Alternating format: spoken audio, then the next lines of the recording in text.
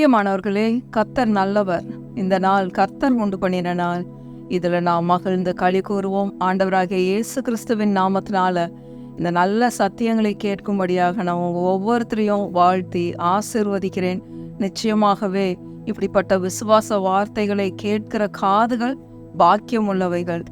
எத்தனையோ ஆண்டுகளுக்கு முன்னாடி ஒவ்வொரு விசுவாச பிரச்சனைகள் சோதனைகள் வரும்போது எங்களால் அது எப்படி மேற்கொண்டு மேலே வர்றதுன்னு தெரியாமல் வேதத்தில் உட்காந்து தேடுவேன் பாருங்க. நிறைய மேகசின்ஸில் உட்காந்து தேடுவேன். இந்த மாதிரி பிரச்சனைக்கு இந்த மாதிரி கேள்விக்கு என்ன பதில் அப்படின்னு சொல்லி உட்காந்து தேடிட்டு இருப்பேன் பாருங்க. கர்த்தர் எவ்வளோ நல்லவர்னா இன்றைக்கு அநேக சத்தியங்களை விசுவாச போதனைகள் கிருபையின் சத்தியங்களை நமக்கு அனுப்பி கொண்டிருக்கிறார். அதில் நீங்கள்லாம் கேட்கிற உங்களுடைய காதுகள் நிச்சயமாகவே பாக்கியம் உள்ளவைகள். ஆண்டவருக்கு நம்ம ரொம்ப நன்றி சொல்லணும் பாருங்க. கர்த்தர் ரொம்ப நல்லவர். பிரியமானவர்கள், இன்றைக்கும் ஒரு அற்புதமான டாப்பிக்கை படிக்க போகிறோம். நான்லாம் வளர்ந்து வந்த நாட்களில் இப்படிப்பட்ட வசனங்கள் எல்லாம் கேள்விப்பட்டதே இல்லை. ஆனால் பைபிளை படிச்சிருக்கிறோம். எத்தனையோ ஆண்டுகளாக பைபிளும் கையுமாவே இருந்திருக்கிறோம். ஆனால் இந்த வார்த்தைகள் எல்லாம் நான் அறிந்ததே இல்லை பாருங்க. கர்த்தர் எவ்வளோ நல்லவர்னா இந்த நாட்களில் இப்படிப்பட்ட வார்த்தைகளை எல்லாம் அறிந்து கொள்ளக்கூடிய கிருபையை நமக்கு கொடுத்திருக்கிறார். ஆண்டவருக்கு கொடான கொடி ஸ்தோத்திரங்களை சொல்லுவோம் பாருங்க. ரோமர் 4வது அதிகாரம் 17வது வசனம். ரோமர் 4:17. அநேக ஜாதிகளுக்கு உன்னை தகப்பனாக ஏற்படுத்தினேன் என்று எழுதியிருக்கிறபடி அவன் தான் விசுவாசித்தவருமாய் மரித்தோரே உயிர்ப்பித்து இல்லாதவைகளை இருக்கிறவைகளைப் போல் அழைக்கிறவருமாயிருக்கிறார். இல்லாதவைகளை இருக்கிறவைகளைப் போல அழைக்கிறவருமாயிருக்கிற தேவனுக்கு முன்பாக நம்ம எல்லாருக்கும் தகப்பனானான். நம்ம ஆண்டவர் எப்படிப்பட்ட தேவன்க, எப்படிப்பட்ட ஆண்டவர்! இல்லாதவைகளை இருக்கிறவைகளைப் போல அழைக்கிற தேவன். இல்லாத ஐஸ்வர்யத்தை இருக்கிறத தரித்திரன் என்ன சொல்லணுமா? நான் ஐஸ்வர்யவான் அப்படின்னு சொல்லணும். பலவீனமா இருக்கிறவங்க நான் பலவான் அப்படின்னு சொல்லணும். வியாதியோடு இருக்கிறவங்க என்ன சொல்லணும்? நான் அவருடைய தழும்புகளால் குணமானேன். என்னங்க எங்களை பொய் சொல்றீங்க அப்படின்னு சொல்லி நம்ம சொல்லக்கூடாது. கர்த்தருடைய வார்த்தை என்ன சொல்லுகிறதோ அதுதான் சத்தியம். அதை தான் நம்ம பேசணும் பாருங்க. ஒருவேளை உலகத்தாருக்கு வெளியே இந்த விசுவாசம் தெரியாதவங்க நம்ம பொய் பேசுகிற மாதிரி இருக்கலாம். ஆனால் அது பொய் கிடையாது. நாம் சத்தியத்தை பேசி கொண்டிருக்கிறோம். அதுதான் இல்லாதவைகளை இருக்கிறவைகளை போல அழைக்கிற தேவன். நம்மளுடைய ஆதி தகப்பன் ஆபிரகாமுக்கு ஒரு பிள்ளை கூட இல்லை. ஆனால் ஆண்டவர் என்ன சொல்லி பேரை மாத்தினாரு? நீ இனிமேல் ஆபிரகாம் இல்லப்பா, நீ ஆபிரகாம். ஆபிரகாம்னா என்ன அர்த்தம்னா திரளான ஜாதிகளுக்கு தகப்பன். சாரா எப்படி? சாராள்னு அழைக்கப்படுவா. அவளுக்கு என்ன பேரு? ஜாதிகளுக்கு தாய், உலகத்துக்கெல்லாம் அவ தாய் அப்படின்னு சொல்லி ஆண்டவர் பேரை மாத்தி விட்டுறாரு பாருங்க. இல்லாதவைகளை இருக்கிறவைகளை போய் இன்றைக்கு பிள்ளை இல்லாதவர்கள் என்ன சொல்லணும்? திரளான ஜாதிகள் என்னிலிருந்து உண்டாகும், ஜாதிகள் என்னிடத்திலிருந்து தோன்றுவார்கள். இப்படிதான் நம்ம பேசணும் பாருங்க. இதுதான் சத்தியம். சத்தியத்தையும் அறிவீர்கள், சத்தியம் உங்களை விடுதலையாக்கும். நம்மளுடைய தேவன் இல்லாதவைகளை இருக்கிறவைகளை போல அழைக்கிற தேவன். ஒரு பிள்ளை கூட இல்லாட்டி அவனுடைய கற்பத்திலிருந்து திரள் ஜாதிகளை உண்டு பண்ணுகிற தேவன் தான் நம்முடைய தேவன். இதை நம்புவதற்கு ஏதுவில்லாத காரியம். நம்பவே முடியாது. ஏன் அப்படின்னா 99 வயசு ஆயிடுச்சு ஆபிரகாமுக்கு. சாராளுக்கு 90 வயது ஆயிடுச்சு. பிள்ளை பிறக்குமா? சரீரம் செத்து போச்சு, கற்பம் செத்து போச்சு, பெண்களுக்குரிய வழிபாடு நின்று போச்சு. ஒண்ணுமே இல்லை, வெறும் தோல் தான் இருக்கு. எப்படி பிள்ளைகள் பெற முடியும்? ஆனா ஆண்டவர் என்ன சொன்னாரு? அவன் வெளியே கூப்பிட்டு நம்ப முடியாம இருக்கும்போது வானத்தை அண்ணாந்துப்பார். நட்சத்திரங்களை உன்னால என்ன முடியுமா? என்ன முடியாது. கடற்கரை மணலை பாரு, உன்னால என்ன முடியுமா? என்ன முடியாது. இப்படி முடியாத இருக்கிறத முடிய வைக்கிறது தான் நானுன்னு சொல்லி ஆபிரகாமுக்கு ஆண்டவர் இந்த சத்தியத்தை விளங்க பண்ணினார். நீ உன்னோட சந்ததி இப்படிதான்ப்பா இருக்கும். எலியேசர் உனக்கு பிள்ளை இல்லை, உன்னுடைய கற்ப பிறக்க போகுது, அதுதான் உன்னுடைய சந்ததி அப்படின்னு சொல்லி ஆண்டவர் பேசினார் பாருங்க. ரோமர் 4வது அதிகாரம் 18வது வசனம் பாருங்க. உன் சந்ததி இவ்வளவா இருக்கும் என்று சொல்லப்பட்டபடியே தான் அநேக ஜாதிகளுக்கு தகப்பனாவதை நம்புகிறதற்கு ஏதுவில்லாதிருந்தும். அந்த வார்த்தையை அண்டர்லைன் பண்ணுங்க. நம்புகிறதற்கு ஏதுவில்லாதிருந்தும். நம்பவே முடியாது. நம்ப முடியாததை செய்யறது தான் நம்ம ஆண்டவர் பாருங்க. இன்னைக்கு இந்த மெசேஜுக்கு டாபிக் கொடுக்கணும் அப்படின்னு சொல்லிட்டு ஜெபம் பண்ணும்போது ஆண்டவர் என்ன சொன்னாருன்னா, திரளான கப்பல்களுக்கு நீ சொந்தக்காரன் அப்படின்னாங்க. திரளான கப்பல்களுக்கு நீங்கள் சொந்தக்காரர்கள். இதை நம்ப முடியுமா?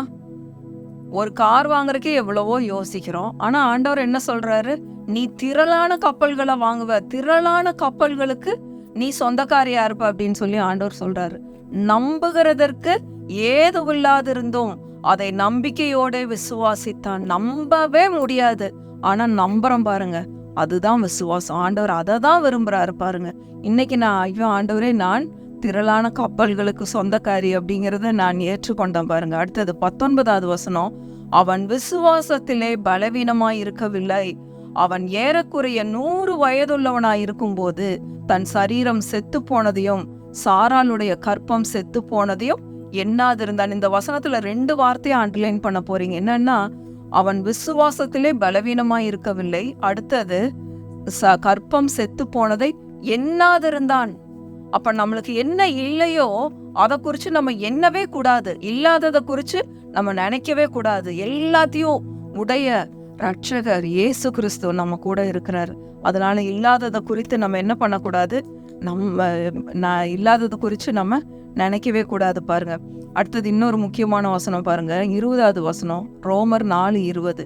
தேவனுடைய வாக்குத்தத்தத்தை குறித்து அவன் அவ்விசுவாசமாய் சந்தேகப்படாமல். அப்ப அவ்விசுவாசம் அந்த இடத்துல வரவே கூடாது. 21வது வசனம் ரொம்ப முக்கியம்.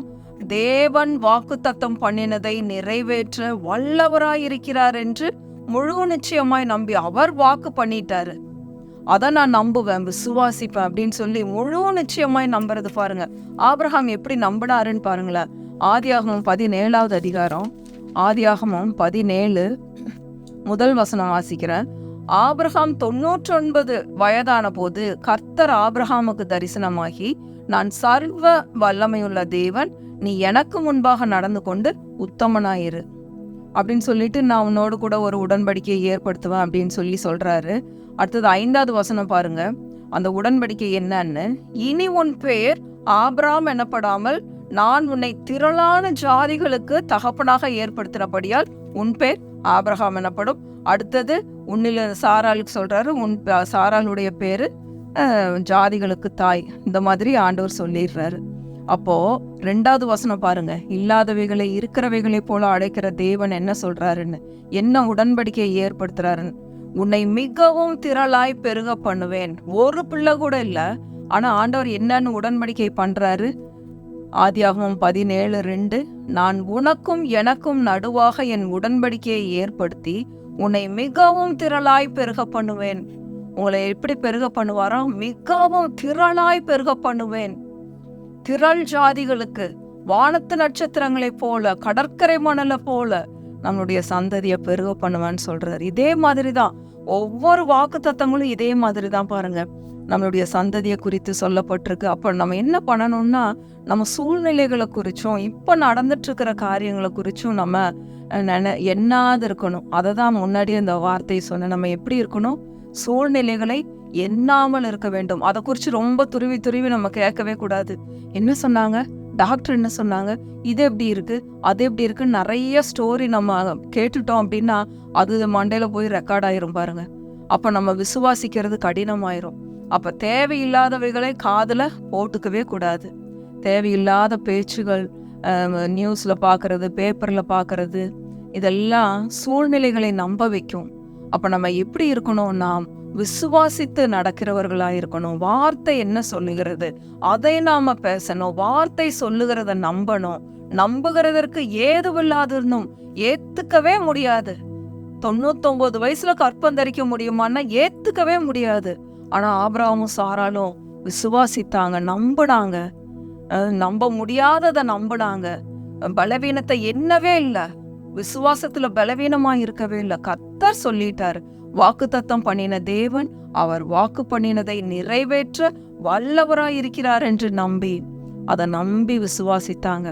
அதனால 100 வயதுல பிள்ளை பெற்றாங்க. இன்றைக்கும் நம்ம ஆபிரகாமுடைய விசுவாசத்தை குறித்து படிக்கிறோம் பாருங்க. பிரியமானவர்களே, உங்களிலிருந்து ஜாதிகள் தோன்றுவார்கள், ராஜாக்கள் தோன்றுவார்கள். நம்ம ஏசாயா 60 படிச்சோம். கப்பல்கள் உங்களுக்காக காத்திருக்கும், நீங்க பிசினஸ் பண்றதுக்கு. அநேக கப்பல்களுக்கு நீங்க சொந்தக்காரர்கள் ஆவீங்க. வெள்ளியும் பொன்னையும் எடுத்துட்டு தூரத்தில் உள்ளவர்கள், சேபாவில் உள்ளவர்கள் வந்து உங்களை பார்க்க வருவாங்க. இதெல்லாம் வாக்குத்தத்தம் பாருங்க. இதெல்லாம் நம்பி விசுவாசிங்க. விசுவாசித்து ஏற்றுக்கொள்ளும் பொழுது உங்களுடைய வாழ்க்கையிலும் இப்படிப்பட்ட வாக்குத்தத்தங்கள் நிறைவேறும். அது நமக்கு பெருமை இல்லை, கர்த்தருக்கு மகிமை.